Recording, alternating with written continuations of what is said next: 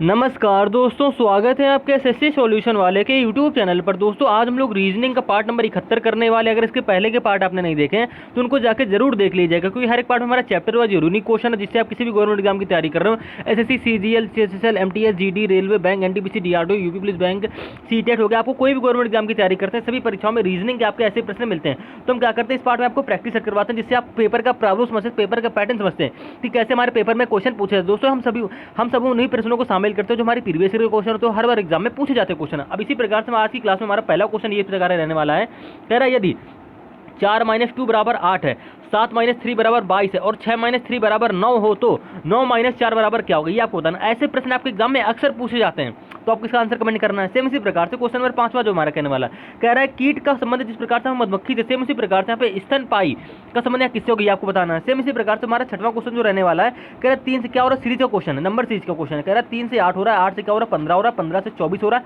24 के बाद वाली संख्या आपको बतानी है।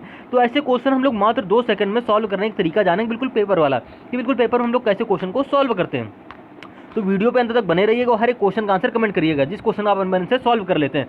जो क्वेश्चन आपको ना आ रहा हो तभी आप वीडियो को ऑन करके देखिएगा, ठीक है। अब इसी प्रकार से हम लोग पहला क्वेश्चन देखेंगे। कह रहा है यदि 4 - 2 बराबर 8 है, 7 - 3 बराबर 22 है और 6 - 3 बराबर 9 है, आप पढ़ लिए होंगे, ठीक है। तो 9 - 4 बराबर क्या होगा। तो ऐसे प्रश्न आप एग्जाम में कैसे सॉल्व करेंगे, कैसे करते हैं, क्या ट्रिक होती है, आप कुछ नहीं करेंगे, आपको प्रश्न में आंसर दे रखा है 4 - 2 बराबर, यानी कि 4 - 2 बराबर क्या दे रखा है भैया, आपको 8 दे रखा है। बीच में माइनस तो ऐसे रहेगा, बस 4 और 2 में कुछ ऐसा करना पड़ेगा, स्क्वायर क्यों करोगे, क्यों करोगे, क्योंकि बीच में तुमको माइनस ही करना है। यानी कि अगर हम लोग 4 की स्क्वायर कर लें, यहाँ पे 2 की क्यूब कर लें, तो 4 की स्क्वायर हमारी क्या होती है, 16 होती है। यहाँ पे माइनस करोगे, 2 की क्यूब क्या होती है, 8 होती है। 16 में 8 तक भैया क्या बचेगा, 8 बचेगा, यानी कि हमारा 8 बन गया। किस प्रकार से बना आप समझ गए होंगे। सेम इसी पैटर्न के आधार पर अब क्या करोगे भाई, यहाँ पे देखो 7 - 3 दे रखा है, यानी कि 7 - 3 तो आपको दे रखा है, बराबर में क्या दे रखा है, 22 दे रखा है। तो आप कुछ नहीं करोगे, 7 की स्क्वायर करोगे, क्योंकि आपने 4 की स्क्वायर करी थी, और यहाँ दूसरे नंबर की क्यूब करोगे, यहाँ पे दूसरे नंबर 3 है, इसी क्यूब कर लोगे। 7 की स्क्वायर हमारी 49, और यहाँ पे इसकी क्यूब हो जाएगी 27। 49 में जैसे आप 27 घटाओगे तो आपका आ जाता है 22, जो कि देखो आपको दे रखा। सेम इसी पैटर्न के आधार पर 6 - 3 करोगे तो आपका 9 आ जाएगा। अब 6 - 3 नहीं करना है आपको, क्या करोगे, 6 की करोगे भैया स्क्वायर, यहाँ पे 3 की करोगे क्यूब, तो हमारी क्या हो जाएगी, 3 क्यूब हो जाएगी 27, और यहाँ पे इसकी स्क्वायर क्या हो जाएगी, 36 हो जाएगी। तो जैसे आप 36 में 27 घटाओगे तो आपका क्या आ जाएगा भैया, 9 आ जाएगा, जो कि देखो आपको रिलेशन में यहाँ पे दे रखा। अब सेम इसी पैटर्न के आधार पर आप कुछ नहीं करेंगे, आपको क्या करना है, 9 - 4 की वैल्यू निकालनी। कैसे निकालोगे, तो 9 - 4 आप ऐसे लिख लेंगे, 9 की करोगे स्क्वायर, 4 की करोगे क्यूब, 9 की स्क्वायर होती हमारी 81 और 4 क्यूब होती हमारी 64। 81 में 64 घटा दो तो आपका क्या आएगा, 17 आ जाता है, जो कि आपकी सेम लॉजिक सेम पैटर्न से वैल्यू हो जानी है क्वेश्चन मार्क की। तो आपको ऑप्शन नंबर सी में दे भी रखा है, यानी कि ऑप्शन नंबर सी आपका करेक्ट आंसर हो जाएगा। तो ऐसे हम लोग पेपर में क्वेश्चन को सॉल्व करेंगे। पेपर में करने तो और बिल्कुल शॉर्ट मेथड है, कैलकुलेशन अगर आप डेली प्रैक्टिस करते हो तो आप बिल्कुल आसानी से और कम समय में सॉल्व कर लोगे। लेकिन आपको बिल्कुल बेसिक से तरीका बताएं कैसे हम लोग प्रश्नों को सॉल्व करते हैं। अब आपको यहाँ पे बीच में माइनस दे रखा था, माइनस इसलिए दे रखा था दोस्तों, तो क्या करोगे, आप स्क्वायर क्यूब ही कुछ करोगे भैया, घटा के हमको वैल्यू निकालनी 8, तो अब जाहिर सी बात भैया 4 की क्यूब करो, इसकी स्क्वायर करो, तो आपको मिल गया ना, आपको पहले प्रश्न में देखते ही लॉजिक मिल जाएगा। तो यार ऐसा क्वेश्चन आप आसानी से सॉल्व कर सकते हो। कभी संख्या बदल के पूछ लो तो आप आसानी से कर सकते हो, कभी कभी जोड़ घटाना करके कर सकते हो, गुणा वाला लॉजिक, प्राइम नंबर कुछ भी करके मैंने संख्या बनानी होती है। रीजनिंग है, कुछ भी करना हो बस हमें संख्या बनानी होती है, ठीक है। अब इसी प्रकार से आप क्या करोगे, रीजनिंग का दूसरा क्वेश्चन कह रहा है यदि किसी सांकेतिक भाषा में स्ट्रॉन्ग यानी कि STRONG को RUQPMH लिखा जाता है, तो उसी भाषा में HEIGHT को कैसे लिखा जाएगा, बस आपको इतना बताना है।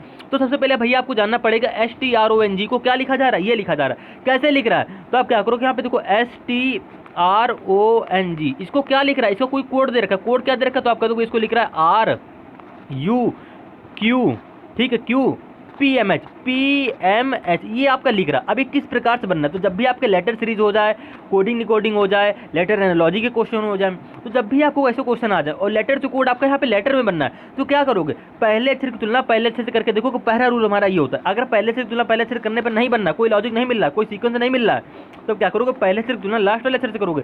अगर इससे भी कोई आपको सीक्वेंस नहीं मिलता तो आप क्या करोगे, अपोजिट अक्षर, जैसे एस का अपोजिट अक्षर क्या होता है, टी का अपोजिट अक्षर क्या होता है, आर का अपोजिट अक्षर क्या होता है, इसकी भी एक हमारी क्या होती है, ट्रिक होती है सब याद करने की।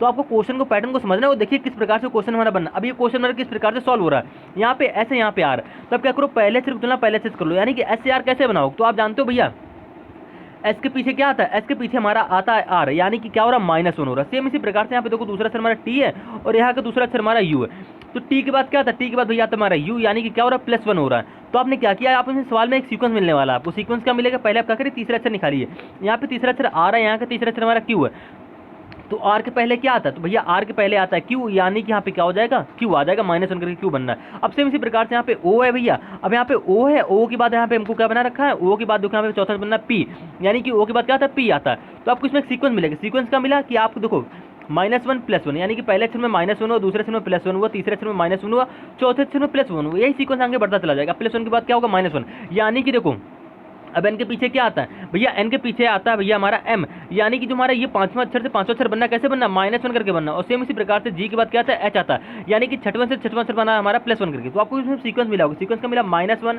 +1 -1 +1 -1 +1 -1 +1, ऐसे आपका सीक्वेंस यहाँ पे रिपीट हो रहा है। अब सेम इसी भाषा में आप क्या करोगे, HEIGIST मतलब हाइट, इसका कोड निकालोगे। तो इसका कोड आप कैसे निकालोगे, देखिएगा अब यहाँ पे आपको क्या दे रखा है, HEI, ठीक है, GHT, ये आपको दे रखा है। अब इसका कोड आपको निकालने के लिए क्या करना पड़ेगा, पहले से मैं क्या की थी, जिस प्रकार से आपने यहाँ पे S से R बनाया था तो -1 करके बनाया था, सेम इसी प्रकार से यहाँ पे H वाला जो पहला से क्या करोगे, -1 करोगे, क्योंकि आपका सीक्वेंस था -1 +1 -1 +1 -1 +1, ये सीक्वेंस आपका था। सबसे पहले करोगे -1, यानी कि H में जैसे आप -1 करोगे तो क्या आएगा, तो H में -1 करोगे तो आता है हमारा G, ठीक। अब सेम इसी प्रकार से यहाँ पे देखिए ई है, अब यहाँ पे क्या करोगे, +1 करोगे, तो ई में जैसे आप +1 करोगे क्या आता है, ई के बाद आता है भैया हमारा एफ। अब यहाँ पे आई में -1 करोगे, क्योंकि हमारा सीक्वेंस नहीं चल रहा है, एक बार +1 एक बार -1, तो यहाँ पे हमारा क्या होगा, तीसरा नंबर देखो यहाँ पे -1 हो रहा था, ठीक है। इस वाले कोड में आर से क्या बना था, क्यू बना था, -1 करके। सेम इसी प्रकार से आई से आप -1 करके क्या बनाओगे, तो भैया आई में जैसे आप -1 करोगे तुम्हारा बन जाता है एच, जी में +1 करोगे तुम्हारा क्या बन जाएगा भैया, एच, ध्यान से देखिएगा। और यहाँ पे एच है, अब यहाँ पे एच में -1 करोगे तो क्या आएगा भैया, एच में -1 करोगे तुम्हारा आ जाएगा जी, और टी में -1 करोगे तो क्या आएगा भैया, यू आ जाएगा।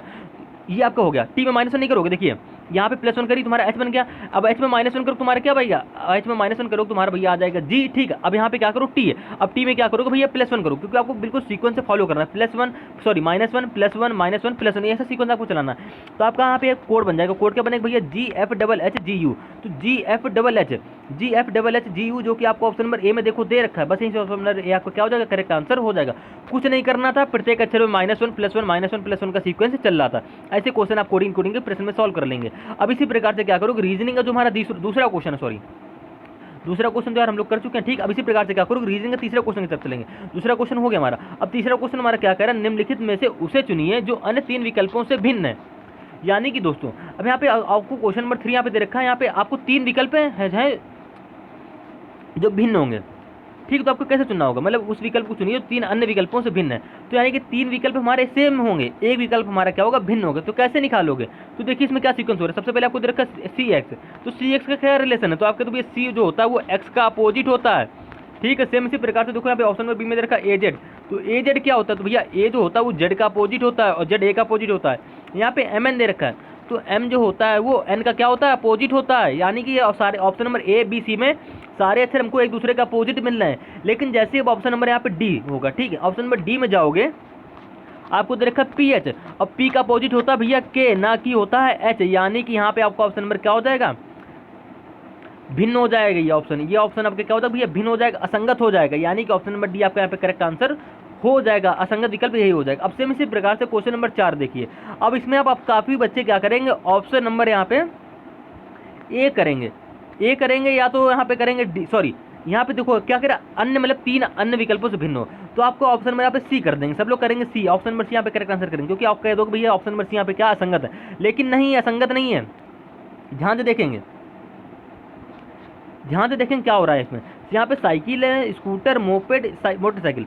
तो आप ध्यान से देखिए भैया, जो साइकिल होता है ये हमारी तो मतलब पैरों से चलती है, शक्ति लगा के चलती है, मतलब पैरों की शक्ति से, ठीक, मानो ऊर्जा द्वारा चलती है। लेकिन जो हमारी ये BCD यानी कि स्कूटर, मोपेड और मोटरसाइकिल ये चलते हैं ईंधन द्वारा, पेट्रोल द्वारा। तो यहाँ पे क्या हो जाएगा, असंगत विकल्प भैया क्या हो जाएगा, ऑप्शन नंबर ए यहाँ पे क्या हो जाएगा आपका असंगत विकल्प हो जाएगा साइकिल। मोपेड में मत करिएगा, मोपेड आपका यहाँ पे ईंधन से चलता है, ठीक है। तो उम्मीद है दोस्तों आप रीजनिंग है इन 2 प्रश्नों को आसानी से समझ गए होंगे। अब इसी प्रकार से आप क्या करोगे, रीजनिंग का जो हमारा 5वां क्वेश्चन है, कह रहा है सही विकल्प का चयन कीजिए। बस आपको यहाँ पे इतना बताना है, जैसे यहाँ पे कीट से क्या बनना है, मक्खी बनना है।